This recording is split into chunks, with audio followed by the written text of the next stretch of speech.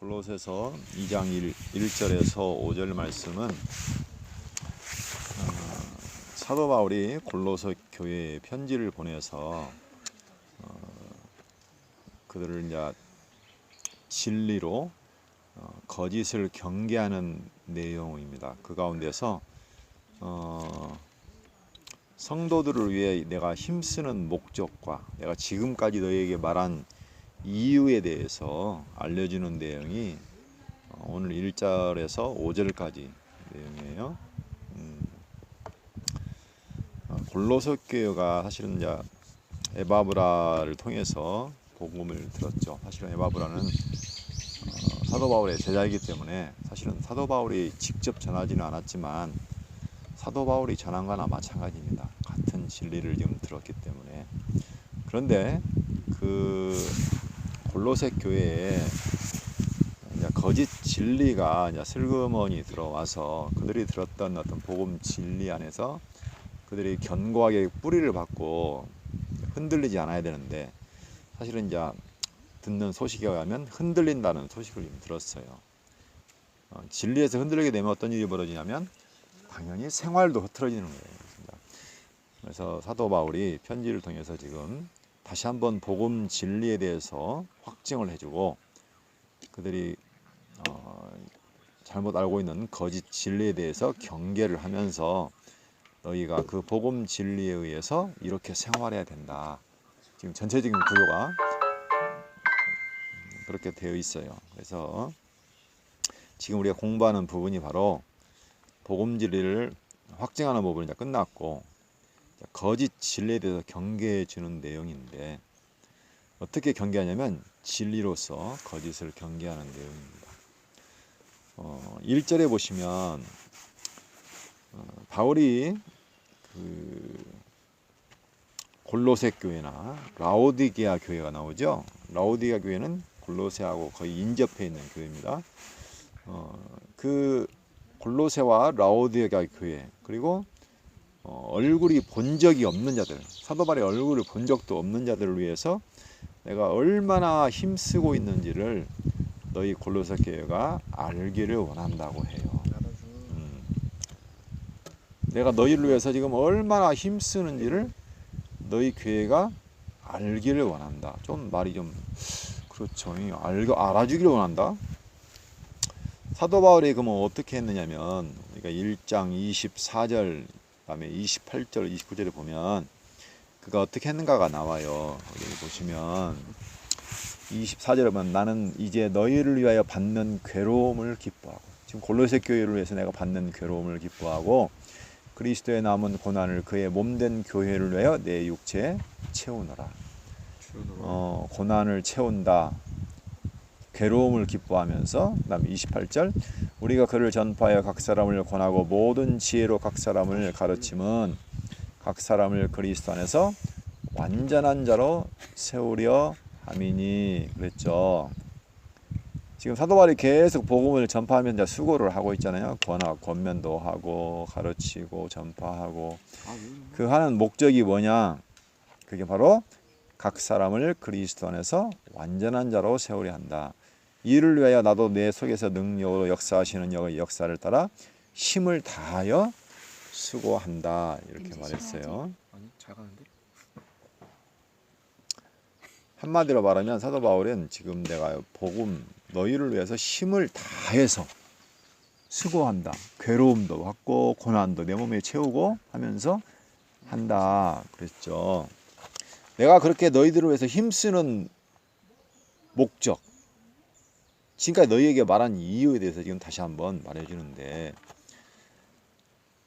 너희 교회뿐만이 아니라 얼굴 본 적이 없는 자들을 위해서 내가 얼마나 힘쓰는지를 너희가 알기를 원한다. 그렇죠. 자, 그 다음에 2절을 봅시다. 2절은 뭐라고 하냐면 그들로 위안을 받고 사랑 안에서 연합해서 확실한 이해의 모든 풍성함에 이르기 위해서 아까 왜 너희를 위해 내가 힘쓰는지를 좀 알아달라고 하냐면 여기 보면 2절에 보시요. 이런 그들로 그렇죠? 마음의 위안을 받고 신앙생활 하다 보면 마음이 괴로울 때도 있죠. 사랑 안에서 연합하여 하나님의 사랑 안에서 서로 이제 연합해서 확실한 이해의 모든 풍성함과, 그러니까 확실한 이해의 모든 풍성함, 그러니까 아주 풍성하게 확실히 아는 거죠. 확실한 이해. 그 다음에 하나님의 비밀인 그리스도를 깨닫게 하려 함이니. 그러면 그렇게 수고하는 이유가 뭐냐면 바로 그들이 마음의 위안을 받고 또 사랑 안에서 연합해서 아주 풍성하게 하나님의 비밀인 그리스도를 깨달아서 확실한 이해에 이르도록 하려고 하는 거죠. 다시 말하면 그러니까 그 하나님의 비밀, 다시 말하면 복음의 비밀인 그리스도를 너희들 하여금 깨닫게 해서 너희가 마음의 위안도 받고 또 사랑에서 연합해서 아주 확실하게 이해할 수 있도록. 그러니까 우리가 어떤 이해라는 단계가 하루아침에 갑자기 우리가 그리스도를 완벽하게 아느냐, 하나님 아냐, 그건 아니라는 거예요. 왜 사람이 흔들리고 이렇게 생활이 흐트리냐, 바로 그런 이해가 떨어진다는 거예요. 풍성한 이해도 아니고 확실한 이해도 아니고 하나님의 비밀인 그리스도를 완벽하게 깨달는 것이 아니기 때문에 사람이 흔들린다는 거예요. 그래서 자기는 계속 말씀을 전파하고 가르치고 권면하면서 너희로 하여금 그 진리 안에서 확실하게 깨달아서 너희가 각 사람을 앞에서 보니까 그리스도 안에서 완전한 자로 세우려 하기 때문에 내가 이렇게 수고를 하고 너희를 위해서 힘쓴다. 그걸 좀 제발 너희가 알았으면 좋겠다. 이렇게 말하죠. 그러니까 우리가 공부하는 것도 마찬가지예요. 하나님의 비밀인 그리스도를 우리가 깨달아 알아가고 있는데 복음의 진리라는 것은 다시 말하면 하나님을 아는 지식이에요. 하나님을 알아야 하나님 아는 지식 안에서 나를 알고 그럼으로써 우리가 진리 안에서 살아갈 수가 있는데 이게 참 문제인 것이 알긴 아는데 어설프게 하거나 잘 모르면 어떤 일이 벌어지냐면 사람이 교만해지는 거예요.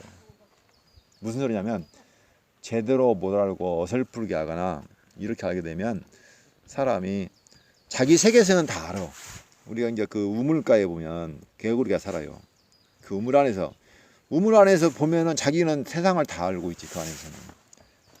근데 그 개구리가 우물 밖으로 나간 일이 없잖아. 자기가 아는 범위에서만 아는 거야. 그래서 옛날에 이런 말이 있잖아요. 정저지왕. 그래서 최근에 어떤 책을 봤더니 뭐라고 하더라? 아는 만큼 보인다. 내가 한 게 어떤 것을 아는 만큼만 보이는 거야. 자기는 다 안다고 생각하면 안 되지. 이게 이제 신앙도 마찬가지야. 그래서 내 가방.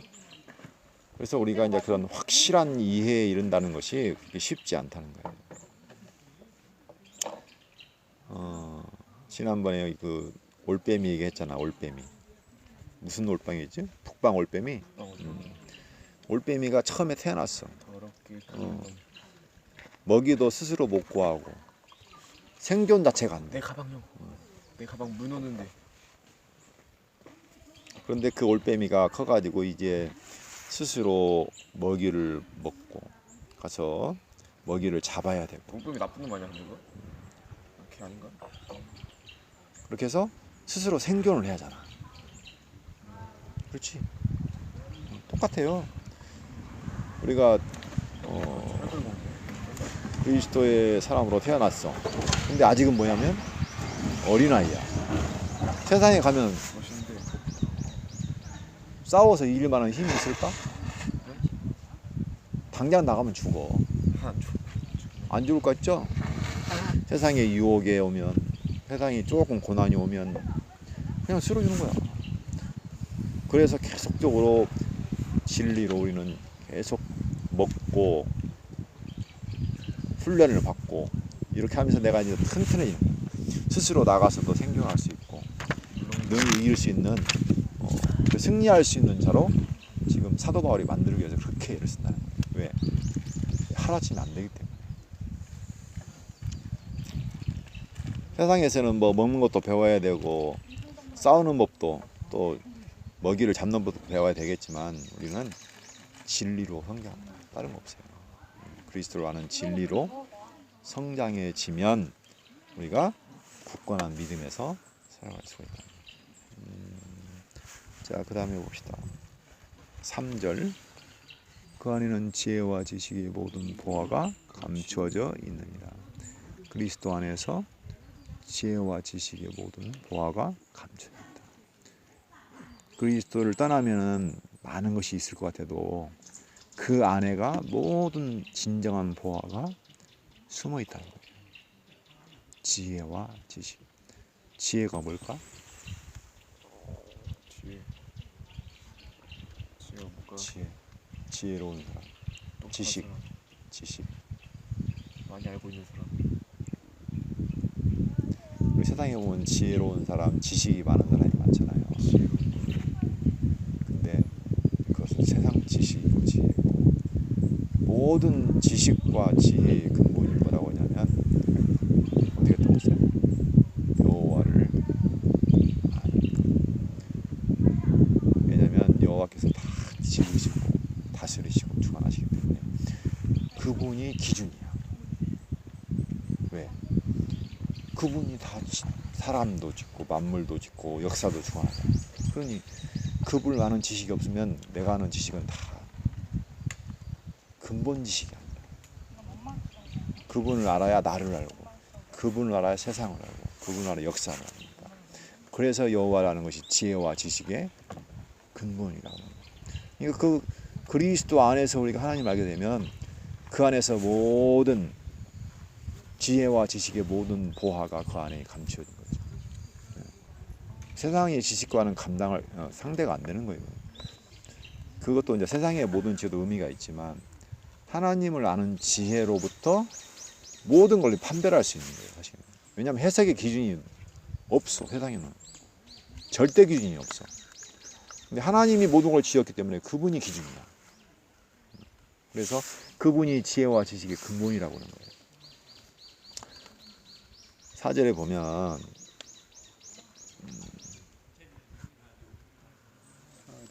내가 이것을 말하면 아무도 교묘한 말로, 아까 공교한 말이라고 하는데 교묘한 말로 너희를 속이지 못하게 하려 하니. 그런데 그 지혜와 지식이 흐트러지면 하나님의 비밀인 그리스도를 따라서 진정한 지혜와 지식의 보화를 알아야 되는데 그것에서 약간 벗어나잖아요. 그러면 어떻게 되냐? 세상의 철학이라든가 이런 교묘한 말들이 있어요. 그러면 거기에 혹 하는 거예요, 사람들이. 속인다는 것이 막 누구를 뭐 속이려고 그런 게 아니라 그러잖아요. 이것이 진짜가 아닌데, 진정한 목적이 아닌데, 가치가 아닌데 엉뚱한 것으로 자꾸 가는 거예요, 세상에 그런 유혹이 많잖아요. 속이는 거야. 근데 이단이 뭐 완전히 처음부터 막 이것이 아니야 그런 게 아니에요. 비슷한데 끝이 달라. 그게 이단이에요. 약간 달라 그게.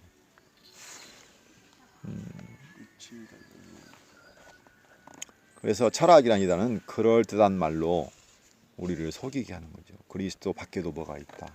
이런 식으로. 5절 이는 내가 육신으로는 떠나 있으나 사도 바울은 지금 육신으로는 감옥에 있잖아. 지금 로마 감옥에 있는데 육신으로는 떠나 있으나 심령으로는 너희와 함께 있어. 그러나 그는 이미 마음으로는 그들과 함께 있어. 육신으로는 떠나 있어. 너희가 질서 있게 행함과 그리스도를 믿는 너희의 믿음이 굳건한 것을 기쁘게 봅니다.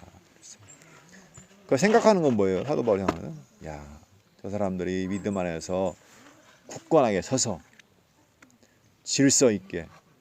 그러면 지금 현재 골로새 교회는 어디 나와요? 질서가 많이 흐트러졌다는 거죠. 질서 있게 행함과 이게 견고한 믿음에서 벗어났기 때문에 생활의 질서가 무너진 거예요. 질서 있게 행함과 너희의 믿는 그 그리스도를 믿는 믿음이 굳건한 것을 기쁘게 내가 멀리 있지만 보고 있다. 자, 인생에서 가장 중요한 것은 여기서 말하는 질서 있게 행하는 것, 질서 있는 삶이에요. 다른 말로 말하면 정렬된 삶이라고 해요. 최근에 봤는데 글을 봤는데 이 정렬이 됐다는 것은 어떤 것이 어떤 기준을 따라서 어떻게 해요? 질서 있게 배열됐다는 거예요. 정렬된 삶이에요. 근데 당시에 그 골로새 교회는 사실 말하면 그런 정렬된 삶이 아니라 흐트러졌다. 왜? 진리에서 벗어났기 때문에, 흔들렸기 때문에. 정주영 회장 알죠? 현대 회장. 그분이 아주 새벽형인가요? 새벽 4시나 정도 일어났는데 이 사람은 잠을 잘 수가 없다고. 내일 내가 할 일에 대한 기대와 흥분 때문에 설레어서 잠을 잘 수가 없다. 그 사람이 한 말이 있어. 정주영 현대 회장 죽었잖아. 왜 그 사람은 그런데 새벽에 이렇게 잠을 못 자고 설레가지고? 군인이었겠네. 왜냐하면 이 사람은 자기가 할 일이 분명히 있어. 그래서 내가 할 일이 있기 때문에 아침에 잠을 잘 수가 없는 거야. 정열이란 말은 무슨 말이에요? 정열적이다. 아니, 물론 정열적인 삶이지. 다시 말하면 내가 하는 모든 일이 어떤 하나의 목표하고 연결됐다는 거야. 그래서 그 목표하고 항상 정렬이 돼 있어. 내 삶이, 모든 선에 삶이. 있다. 그게 질서라는 삶이야. 깜짝이야. 그래서 이게 내가 살아가는 목적과 보들과 무적. 방향, 이것이 어떻게 해요? 어떤 기준을 향해서 딱 맞춰져 있는 거야. 그게 바로 정렬된 삶. 다시 말하면 정열된 삶. 질서 있는 삶이라. 맞아 있어. 사람이 가장 행복할 때가 어떤 때일까? 내 삶이 연결됐을 때예요. 내 삶의 목표와 비전과 사명과 내가 지금 하는 모든 일이 연결되고 관련되고 정렬이 되어 있을 때 열정적인 삶을 사는 것이고 의미 있는 삶을 사는 거죠. 근데 그 진리에서 떠나버리면 어떻게 돼? 삶이 흐트러져 버렸어. 정렬이 안 돼가지고 지멋대로 가. 이게 삶이 연결이 안 돼. 목표하고. 그래서 사실 가장 아름다운 삶은 기온팔이. 정렬된 삶이에요. 이렇게 딱 질서가 잡혀 있는 삶.